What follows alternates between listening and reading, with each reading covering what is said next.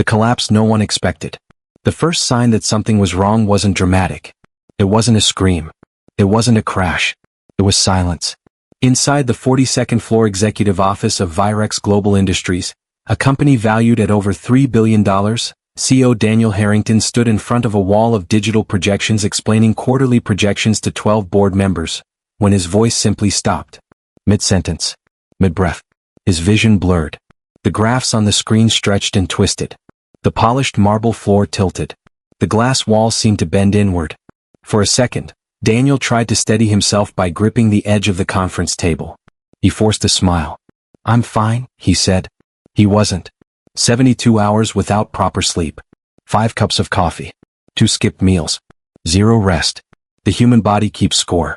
And Daniel Harrington's body had just reached 0. He collapsed. Not gracefully. Not heroically. He dropped like a man whose battery had hit 1% without warning. The boardroom erupted into chaos. "Call an ambulance. Move back." "Sir? Sir." But Daniel didn't hear any of it. Darkness swallowed him whole. When he opened his eyes, white light stabbed into his pupils. Hospital ceiling. Beeping monitors. The faint smell of antiseptic. And voices. Concerned. Angry. Familiar. His mother was standing at the foot of the bed, arms crossed tightly over her chest. His father stared out the window in stiff silence. His younger sister wiped her eyes with a tissue she pretended she didn't need. And then there was her, Maya Rodriguez, standing in the doorway. Small. Fierce. Furious. If Daniel Harrington was the most powerful man in the room, Maya was the only one who had never cared. She walked forward slowly. Her eyes were red. Not from crying. From holding it in. "You," she said, pointing a finger directly at him, "are an idiot." His mother didn't even interrupt her. Daniel tried to sit up. Pain shot through his chest. "Maya. Don't you Maya me." The room went quiet. Board members feared him. Employees respected him. Media praised him. But Maya Rodriguez? She scolded him like he was still the 20-year-old scholarship student who used to fall asleep in the university library because he worked 2 jobs to pay tuition. "You run a global corporation," she continued, voice shaking. "But you can't run your own health?" Daniel's father cleared his throat softly, but he didn't stop her. Because they all knew. She was right. The doctor stepped in. Severe exhaustion. Acute stress response. Dehydration. He's lucky it wasn't worse. Lucky. Daniel hated that word. Lucky meant fragile. And Daniel Harrington had built his empire on the image of being untouchable. Maya leaned closer. "You scared them," she said more quietly, glancing at his family. "You scared me." That hit harder than the collapse. Because Maya never admitted fear. She fought everything. Including him. For years, Daniel had been the symbol of resilience. He grew up in a cramped 2-bedroom apartment above a mechanic shop. His father worked double shifts. His mother cleaned houses. Daniel studied under flickering lights, determined to change everything. He did. By 35 he was CEO. By 37 he was on magazine covers. By 38 he had no personal life, no vacations, and no idea how to stop. Work wasn't just ambition. It was armor. If he kept moving, he didn't have to feel the loneliness waiting at home. Maya knew that. She had watched him climb. She had watched him isolate himself in the process. And now she was done watching. "You're coming with me," she said firmly. Daniel blinked. "Excuse me? You're taking time off." The room froze. The CEO of Virex Global Industries, taking time off? Unthinkable. "I can't," Daniel said automatically. "You can," his mother replied calmly. "And you will." His father nodded once. Even his sister stepped forward. "Please." Daniel looked at Maya. She crossed her arms. "You don't get to save the world and destroy yourself in the process." He tried to argue. But the truth was heavy in his chest. He was tired. Bone-deep tired. And for the first time in years, he didn't have the strength to pretend otherwise. 2 weeks, his mother said. Daniel exhaled slowly. "Fine." Maya's jaw tightened. "Not fine," she corrected. "Necessary." The hospital discharge was quick. News of the collapse was not. Within hours, financial blogs speculated. Competitors whispered. Share prices fluctuated. CEO health crisis? One headline read. Daniel hated weakness being public. But Maya hated something else more. She hated watching him disappear inside his own success. 2 days later, she showed up at his penthouse apartment with a duffel bag and car keys. "We're leaving," she announced. He stared at her from the kitchen island. "Where?" "My grandmother's mountain house." Daniel laughed softly. "Absolutely not." "Yes. I have meetings. Cancelled. Investors. Handled. You don't understand how this works." She stepped closer. "No," she said. "You don't understand how life works." That silence again. Heavy. Real. Daniel studied her face. She wasn't joking. She wasn't asking. She was protecting him. And no one had done that in a long time. The drive out of the city felt surreal. Skyscrapers gave way to hills. Traffic noise faded into open road wind. Maya controlled the playlist. Daniel complained. She ignored him. For the first time in years, his phone stayed face down in the cup holder. He reached for it once.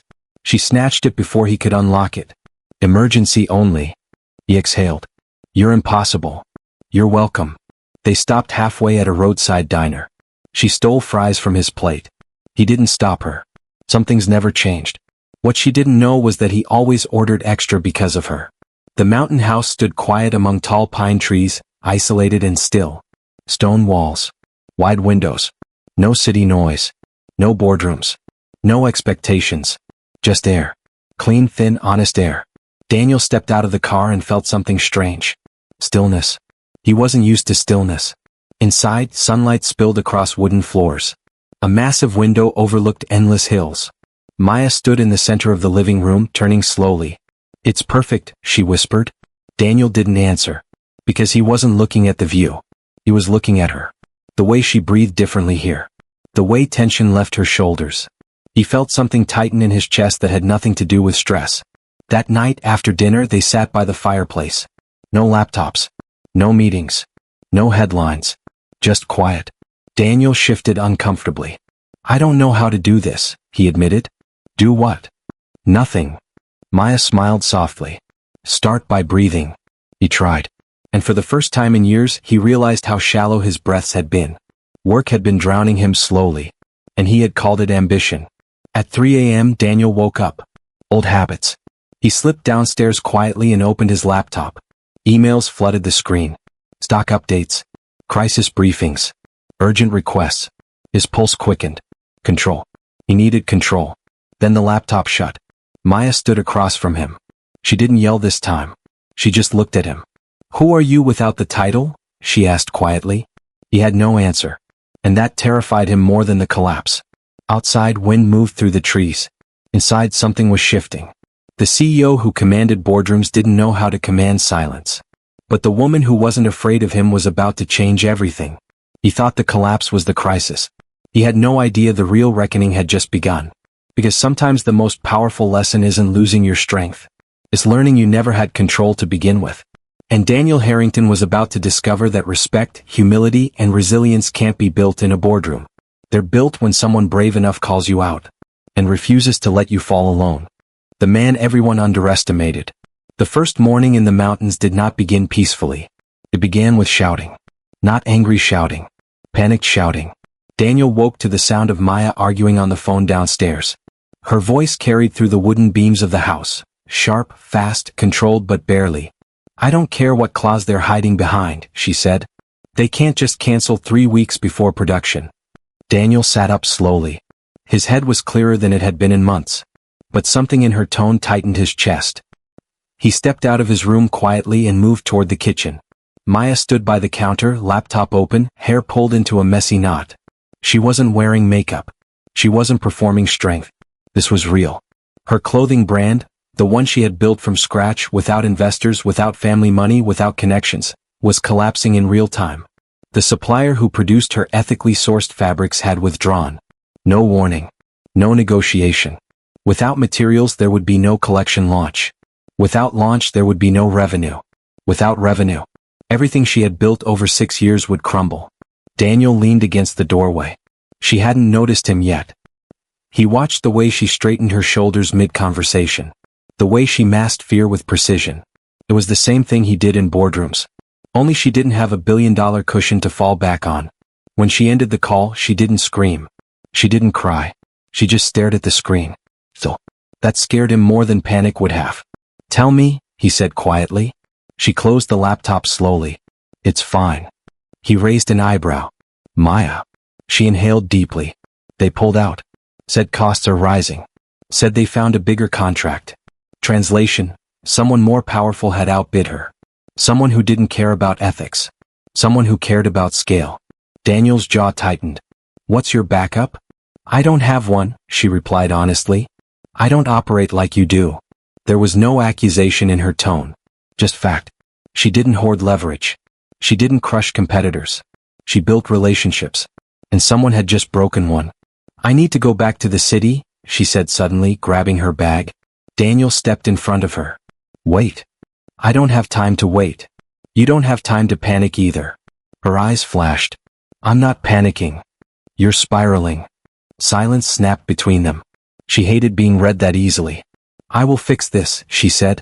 I know you will. But I won't do it by manipulating people. There it was. The unspoken divide between them. She built differently. She led differently. She believed business could be kind. Daniel studied her face carefully. Then he did something unexpected. Give me one day. Her eyes narrowed. For what? For you to do this your way, and for me to support it. I don't need your money. He smiled faintly. I wasn't offering it. She hesitated. Trust had always come easily between them. But pride complicated everything. One day, she said finally. What Maya didn't see was what happened after she went upstairs to review contracts. Daniel walked outside with his phone. He didn't call lawyers. He didn't threaten anyone. He called a former classmate. Then an old operations director. Then a logistics consultant he had once helped during a market crash.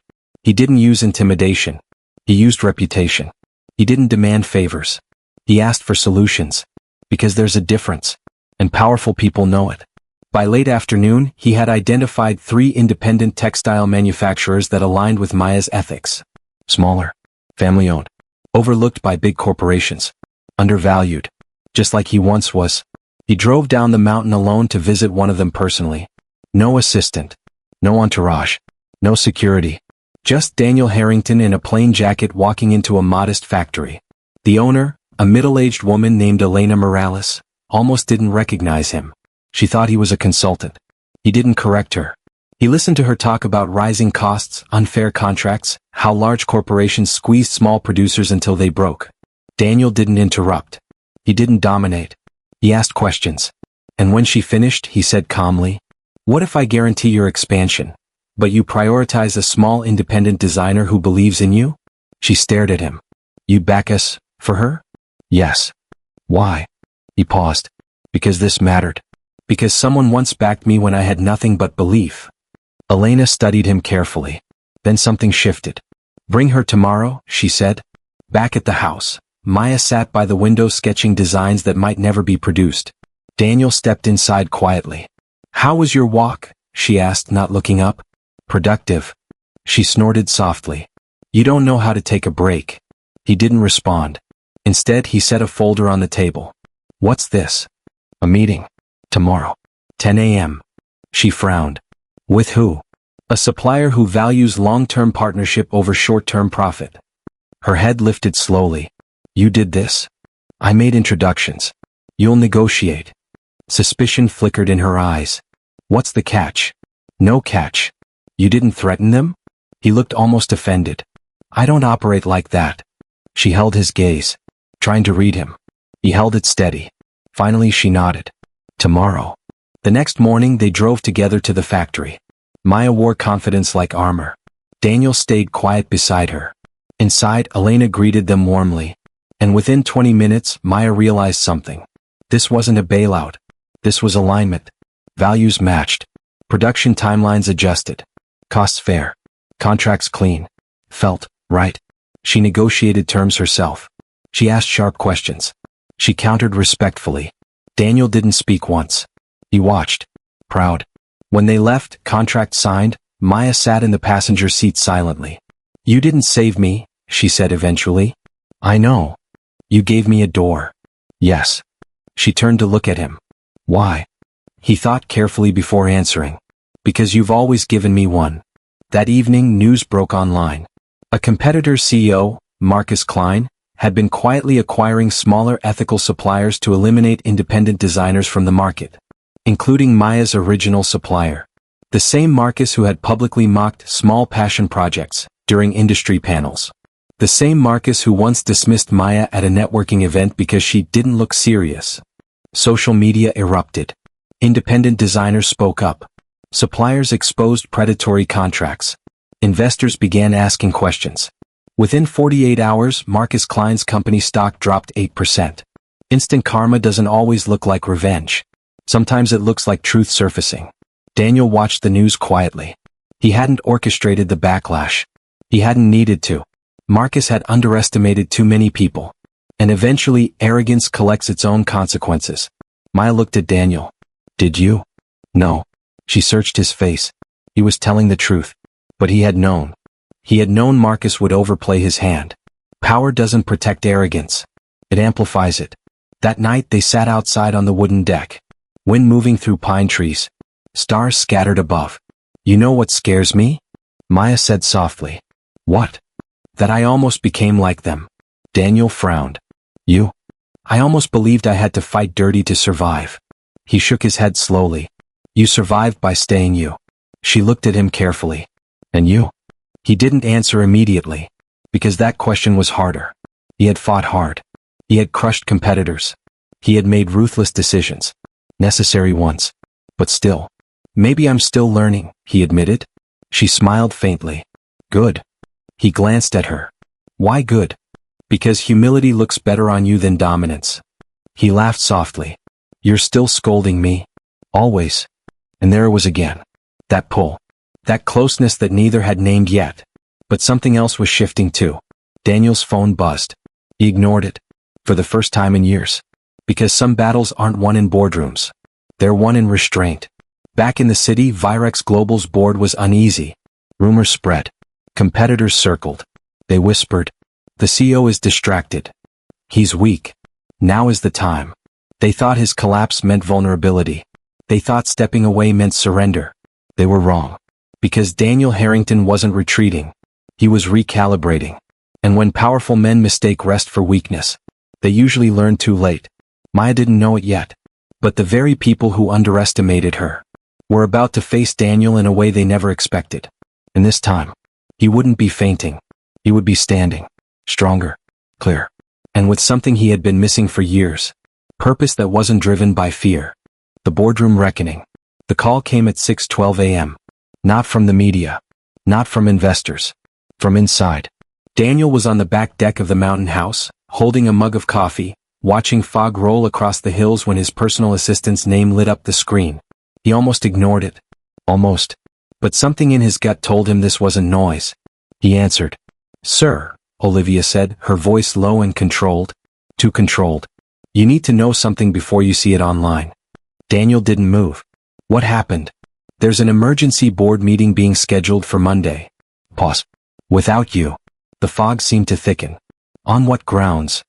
Leadership stability. The words were polite. The meaning was not. They were questioning his ability to lead. Because he fainted. Because he stepped away. Because powerful people sometimes mistake rest for weakness. Daniel's voice didn't change. Who's behind it? Another pause. Carter Hayes. Daniel closed his eyes briefly. Carter. Senior partner. Longtime board member. Publicly loyal. Privately ambitious. How many votes does he have? Daniel asked calmly. 4 confirmed. Possibly 6. That was enough to start damage. Not enough to win. But enough to wound. I understand, Daniel said. You're coming back, right? Olivia asked carefully. He looked toward the house. Through the window he could see Maya at the kitchen table laughing at something on her laptop. Sunlight in her hair. For the first time in years he wasn't waking up to emails. He was waking up to air. I'll handle it, he said quietly. He ended the call. Inside, Maya noticed the shift immediately. She always did. What happened? She asked. He leaned against the counter. The board thinks I'm unstable. She blinked. Because you fainted? Yes. That's ridiculous. No, he corrected gently. It's predictable. Power attracts patience and predators. If there is even a moment of perceived weakness, someone calculates opportunity. Maya crossed her arms.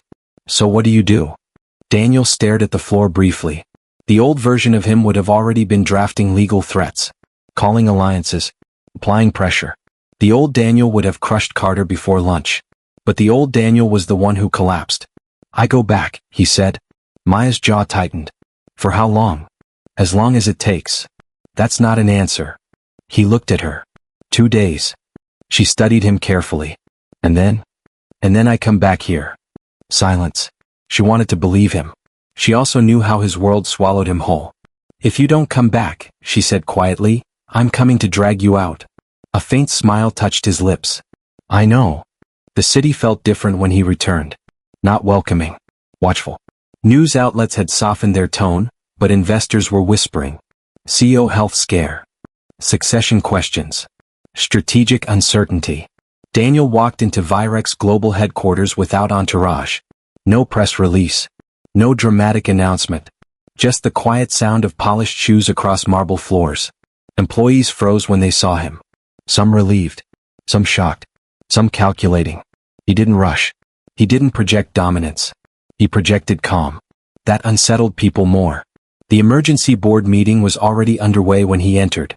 Carter Hayes stood at the head of the table. Mid-sentence. "We must consider the long-term stability of leadership in light of recent." The door opened. Daniel stepped inside. Silence slammed across the room.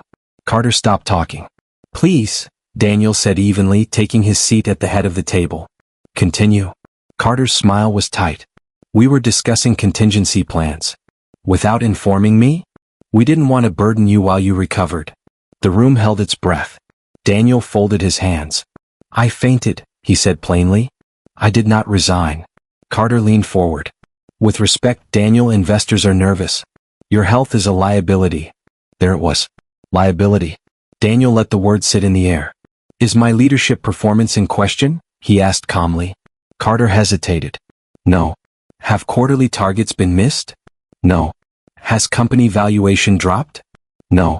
"Then the issue is not performance," Daniel concluded. "It's perception." A few board members shifted uncomfortably. Daniel stood. Slowly. Deliberately. "For 15 years, I have built this company from a regional startup into an international leader. Every acquisition, every negotiation, every crisis, we handled together." His gaze settled on Carter. "But I see now that loyalty has conditions." Carter stiffened. "This isn't personal." "No," Daniel replied softly. "It's opportunistic." Murmurs around the table. Daniel walked to the large screen at the front of the room and pressed a button on the remote. A presentation appeared. Not defensive. Strategic. Data-driven. Over the past 48 hours, while technically on medical leave, Daniel had quietly secured 3 new international contracts. He had stabilized supply chain partnerships. He had positioned Virex ahead of 2 competitors who were struggling. All without announcing his return. The numbers spoke for him. Revenue projections increased. Market confidence stabilized. Investor inquiries reduced. He turned back to the board. "My collapse was not weakness," he said calmly. "It was mismanagement of personal balance. That has been corrected." His eyes hardened slightly. "But let me be clear. If anyone here believes I am replaceable because I am human..." He paused. The silence was heavy. "They are welcome to try." Carter swallowed. For the first time, uncertainty flickered across his face. Daniel returned to his seat. "I will not step down.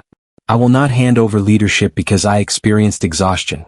However," the board leaned in, "I will be restructuring executive oversight." Carter's eyebrows lifted. "Effective immediately, I am instituting a shared operational review model. All major decisions will be transparent to the board.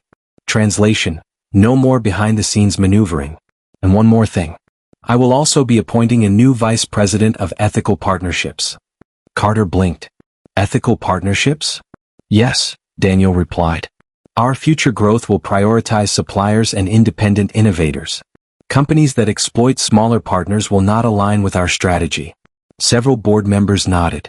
Because they knew. The industry was shifting. Ethics weren't charity anymore. They were currency. Carter leaned back slowly. He had miscalculated. He thought Daniel's collapse meant fear. Instead, it meant evolution. And evolution is far more dangerous. After the meeting ended, Carter approached him privately. "You embarrassed me," Carter said quietly. Daniel's expression didn't change. "No," he corrected. "You exposed yourself." Carter's jaw tightened. "This isn't over." Daniel's voice remained calm. It doesn't need to be. And that was the difference. Daniel no longer needed to dominate. He just needed to stand. By late afternoon, internal rumors had flipped. The CEO is back. He handled it. Board challenge failed. Stock prices ticked upward. Investor confidence stabilized. Instant karma isn't dramatic. Sometimes it's just watching ambition trip over integrity. Carter had tried to capitalize on weakness. Instead, he revealed his own. That evening, Daniel drove back to the mountain. No calls. No laptop. Just quiet. When he pulled up to the house, Maya was sitting on the porch steps. Waiting. He stepped out of the car. "Well?" she asked. He exhaled slowly. "I'm still CO." She rolled her eyes playfully. "I never doubted that." He walked closer. "They underestimated me." She tilted her head. "Did you underestimate yourself?" The question caught him off guard. Maybe he had. Maybe collapsing forced him to see that strength isn't endless. Maybe leadership without balance isn't power, it's self-destruction. He sat beside her. "I'm restructuring the company," he said. She smiled softly. "Good. And I meant what I said." "About what?" "I'm coming back here." She studied him carefully. "You look different." "How?" "Less sharp." He frowned. "That's bad." "No," she said gently. "It means you're not cutting yourself anymore." Silence settled between them. Comfortable. Real. But somewhere far below that calm surface, storm clouds were gathering. Because Carter Hayes was not finished. And when powerful egos are wounded, they don't retreat quietly. They plan. Daniel had won the first confrontation. But the real battle was about to become personal. And this time, it wouldn't just threaten his company. It would threaten the one person he cared about most. The public humiliation that backfired. The invitation arrived wrapped in elegance. Cream cardstock. Gold embossed lettering. The National Business and Innovation Gala. An annual event where CEOs gave speeches about vision, investors smiled for cameras, and power dressed itself in designer suits. Daniel wasn't surprised to see his name listed as keynote speaker. He was surprised to see Maya's special guest, emerging designer and ethical innovator, Maya Rodriguez. Maya stared at the card. "They want me there?" she asked carefully. Daniel's expression was neutral. "Yes." Her brows narrowed. "That doesn't make sense." It did to Daniel. Carter Hayes was hosting the event this year. And Carter never did anything without motive. 2 nights later, the ballroom shimmered under crystal chandeliers. Camera flashes. Champagne glasses. Silk gowns. Polished shoes. Daniel moved through the crowd with practiced ease. Maya walked beside him in a simple but striking midnight blue dress of her own design. She didn't wear designer labels. She was the label. And that alone made certain people uncomfortable. Whispers followed them. "Isn't she the small designer who almost lost her supplier? Why is she here? Publicity?" Maya heard it. She kept her chin up. She had faced worse. But what she didn't expect was what came next. Halfway through dinner, Carter Hayes stepped onto the stage. His smile was warm. Too warm. "Tonight," Carter began smoothly, "we celebrate innovation. But we also celebrate resilience." Polite applause. "And speaking of resilience," he continued, glancing toward their table, "we have with us a young designer who recently faced unexpected supply chain challenges." A few heads turned. Maya felt the temperature in the room shift. Daniel's jaw tightened almost imperceptibly. Carter gestured toward her. "Maya Rodriguez, would you mind sharing how it feels when larger corporations suddenly withdraw support?" The spotlight hit her table. Direct. Blinding. Calculated. It wasn't a compliment. It was exposure. Publicly positioning her as small. Vulnerable. Dependent. The unspoken message. This is what happens when you play in big arenas without big backing. A few executives leaned back in their chairs. Waiting. Watching. Hoping to see discomfort. Hoping to see weakness. Daniel started to rise. Maya's hand touched his arm gently. "Stay." She stood. Alone. Walked toward the stage. Every step steady. She took the microphone. Smiled politely. "It's true," she began calmly. "My supplier withdrew unexpectedly." The room leaned in. "But here's what I learned." Her voice didn't shake. "When someone bigger pushes you aside, you find partners who value you more." A ripple of murmurs. She continued. "I didn't lose a contract. I gained a better one. I didn't lose production. I strengthened it." Her eyes met Carter's. And sometimes when powerful people underestimate smaller ones, they reveal more about themselves than about us. The room shifted. Some clapped lightly. Some stiffened. Carter's smile tightened. She handed the microphone back gracefully and returned to her seat. Daniel didn't hide his pride. But Carter wasn't done. Later that evening, Daniel delivered his keynote address. He didn't mention Carter. He didn't mention board drama. He didn't mention the attempted removal. Instead, he spoke about something different. Leadership, Daniel said calmly, standing center stage, is not about control. The audience quieted. It's about responsibility. He paused. For years, I believed strength meant endurance. That pushing harder proved worth. A few board members shifted. But collapsing in my own office taught me something. The room froze. He was acknowledging it publicly. Human limits are not weakness. They are reminders. Camera flashes intensified.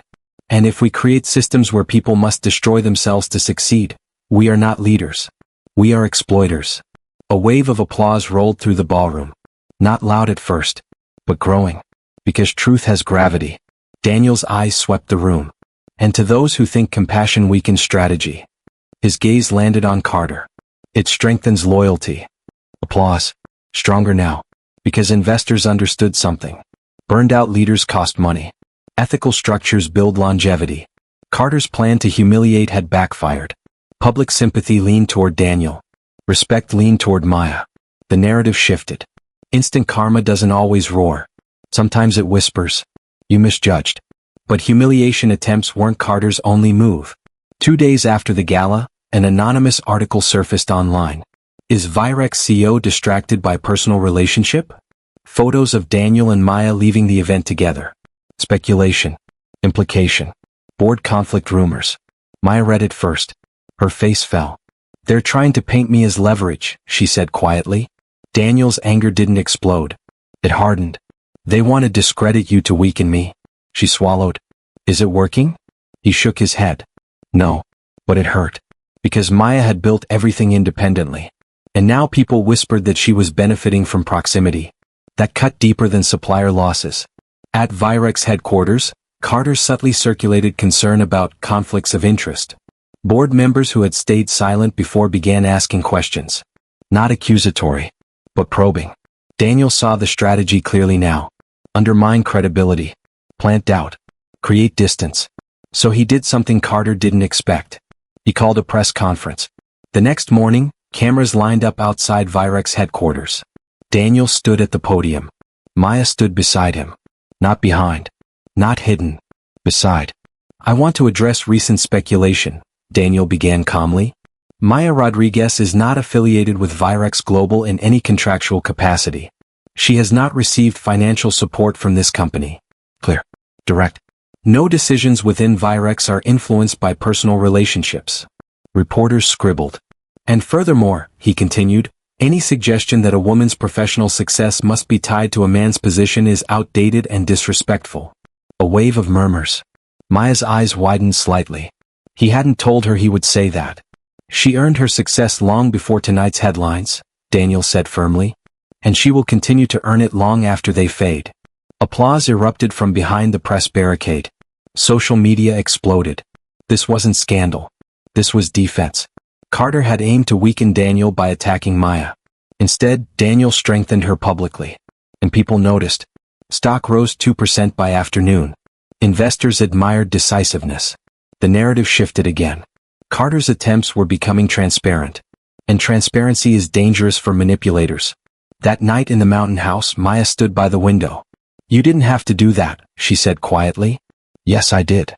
They'll say you're emotional. Let them. She turned toward him. Why? He didn't hesitate. Because respect matters more than image. Silence lingered. Heavy. Meaningful. She stepped closer. They tried to embarrass me. I know. They tried to embarrass you. I know. And they'll keep trying. His voice lowered. Then we keep standing. Their closeness felt different now. Not fragile. Solid. Shared battle builds something powerful. And Daniel realized something. This wasn't just about protecting Maya. It was about protecting the kind of leadership he wanted to become. Across town, Carter sat in his office watching the press conference replay. His jaw was tight. His strategies were unraveling. Public opinion favored Daniel. Board members were retreating from conflict. Investors praised transparency. Carter had underestimated two people. One who refused to bend, and one who refused to be silent. But wounded pride is dangerous. And Carter wasn't finished. He had one last move. One that wouldn't target Daniel's health. Or Maya's reputation. It would target something deeper. Trust. Because the final blow wouldn't come from the outside. It would come from someone Daniel never suspected. And when it did, it would shake everything. The betrayal that built a legacy. The betrayal didn't arrive loudly. It arrived quietly. In an email marked confidential. Daniel was in his office when Olivia stepped in without knocking. Something she had never done before. Her face was pale. "You need to see this." She closed the door behind her. Daniel read the forwarded message slowly. Internal financial projections. Strategic expansion plans. Confidential acquisition targets. All leaked. All sent from a Virex executive account. To Carter Hayes. Daniel didn't react immediately. That was what made him dangerous. "Who?" he asked calmly. Olivia hesitated. "It traces back to Michael Trent." Daniel's expression didn't change. Michael. His chief financial officer. His right hand for 8 years. The man who had attended family dinners. The man who stood beside him during market crashes. The man who had reassured investors during Daniel's hospital stay. Loyalty has a price. And sometimes someone decides to collect. "When?" Daniel asked. "Over the past 3 weeks. 3 weeks. Right after the collapse." Daniel leaned back slowly. So this was the final move. Not public humiliation. Not media speculation. Internal sabotage. Carter hadn't been fighting openly anymore. He had been building a quiet exit plan. Replace Daniel. Install Michael. Rebrand stability. Shift power. Classic. Calculated. Cowardly. Daniel closed the laptop. "Schedule a full board meeting," he said calmly. "Today." Michael Trent didn't look nervous when he walked into the conference room. He looked prepared. Carter sat 2 seats away. Composed. Confident. Board members filled the room with quiet tension. Daniel stood at the head of the table. No presentation. No projections. Just a folder in his hand. "I'll keep this brief," he began. His voice wasn't angry. It was steady. "Internal documents have been shared externally without authorization." I shifted. Michael didn't blink. Daniel opened the folder. Projected the email chain onto the screen. There it was. Dates. Attachments. Signatures. Michael's name attached clearly. Gasps rippled across the table. Michael finally leaned forward. "It's not what it looks like." Daniel tilted his head slightly. "Enlighten us." Michael cleared his throat. "I was preparing contingency plans. In case your health declined further." There it was. The justification. The mask of responsibility. Carter folded his hands calmly. "This is about corporate stability." Daniel walked slowly around the table. Stopped in front of Michael. "Did I authorize you to share confidential strategy?" Silence. "Answer clearly." "No." "Did you intend to transition leadership without informing me?" Michael hesitated. That hesitation said everything. "Yes." The room froze. Carter shifted in his seat. "We were acting in the company's best interest," he interjected. Daniel turned toward him. "No. You were acting in fear." He faced the board. "Fear that a human moment equals weakness." He paused. "And fear that compassion reduces profit." He returned to the head of the table. "I built this company on resilience, not paranoia." He placed the folder down firmly. "Michael Trent is terminated effective immediately for breach of fiduciary duty." Gasp. Carter stood abruptly. "You can't do that without a vote." Daniel met his eyes calmly. "Yes, I can." He clicked the remote again. Another document appeared. An executive amendment Daniel had quietly enacted 2 years earlier during a restructuring, granting the CEO emergency authority in cases of internal breach. Carter's face drained of color. "You never expected me to plan for betrayal," Daniel said quietly. Silence swallowed the room. Instant karma doesn't always strike fast. Sometimes it waits. Then it lands precisely. Michael's security access was revoked before he left the building. Carter didn't speak again during the meeting. Because the power dynamic had shifted permanently. Outside the building, reporters had already gathered. Leaks travel fast. But this time, the narrative wasn't speculation. It was clarity. CEO removes disloyal executive. Corporate betrayal exposed. Virex strengthens ethical governance. Investors responded swiftly. Stock climbed 5% by closing bell. Trust markets reward decisiveness, not weakness. Daniel didn't celebrate. He didn't gloat. He drove back to the mountain house. Because this victory wasn't about dominance. It was about protection. Maya was sitting by the fireplace when he arrived. She knew something had happened. She always did. "You're quiet," she said softly. "It's over." "Carter?" "Michael." Her brows furrowed. He explained everything. The emails. The betrayal. The confrontation. When he finished, she didn't speak immediately. She stood. Walked toward him. "You handled it," she said gently. "I handled it differently." "How?" "I didn't destroy them." She studied him. "You could have." "Yes." "Why didn't you?" He exhaled slowly. "Because I don't want to become what I fight." Silence. Respectful. She stepped closer. "You're not the same man who fainted in that office." He gave a faint smile. "No. You're stronger." He shook his head. "No." She touched his chest lightly. "You're balanced." That word felt heavier than power. Balanced. The fire in the hearth crackled softly. Outside, wind moved gently through the trees. "I almost lost everything," he admitted quietly. "No," she corrected softly. "You almost lost yourself. And that was worse." He looked at her. "Not as CEO. Not as protector. As a man. I couldn't have done this without you. You didn't need saving. I needed reminding." She smiled faintly. "Of what?" "That power without humility collapses." A beat. "And that strength without kindness isolates." Her eyes softened. For a long moment they simply stood there. No boardrooms.